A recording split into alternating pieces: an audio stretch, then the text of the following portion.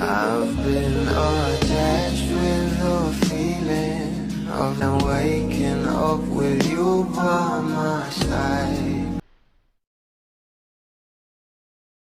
Alam naman natin na ito kang ating Bal Mariano ay sobrang hilig nga talaga sa mga pets at ganoon nga rin itong ating Donnie Pangilinan na kung saan ay meron nga rin itong alaga at talagang mga fur babies nga nila ito at sobrang mahal na mahal nga nila.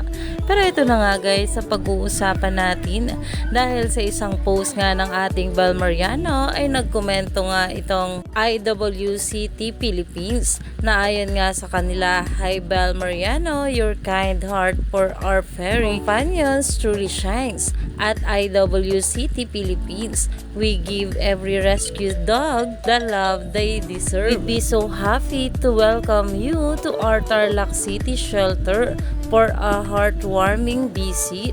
Iyan na nga ngayon ang pinag-uusapan sa social media dahil alam naman natin na itong ang ating Bal Mariano ay isa nga ring World Vision.